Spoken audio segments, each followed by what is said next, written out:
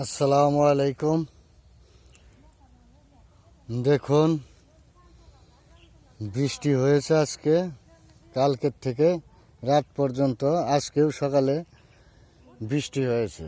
তো বৃষ্টি হলে গাছ পরিষ্কার হয়েছে এবং দেখেন বড়ইগুলিও একটু বড় দেখা যাচ্ছে।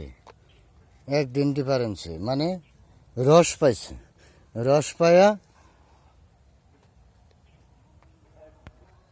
একদিনেই মনে হয় বড় হয়ে গেছে।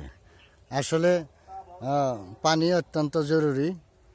এই যে দেখুন, তো একটা যারা কুল বাগান বড়ই বাগান করেছেন তারা হয়তো অনেকেই টেনশন করেন। নতুন যারা আছেন, এই যে দেখেন অনেক বড়ই হলুদ হয়ে গেছে।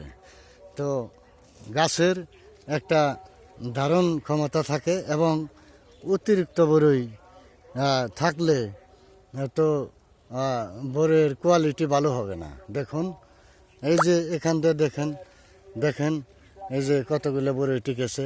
এর চাইতে আর বেশি টিকলে বড়ই ছোটো হয়ে যাবে। কাজে কাজে টেনশনের কোনো কারণ নাই। এই দেখেন দেখেন হলুদ হওয়ার ঝরে পড়ার পরেও দেখেন কত বড়ই দেখতে পাচ্ছেন। তো কাজে কাজেই টেনশন করার কিছু নাই।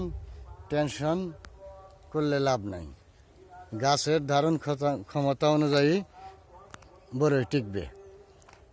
তো ভিডিওটি ভালো লাগলে লাইক, শেয়ার, কমেন্ট এবং ফলো দিয়ে পাশে থাকবেন। চ্যানেলটি সাবস্ক্রাইব করবেন। ধন্যবাদ।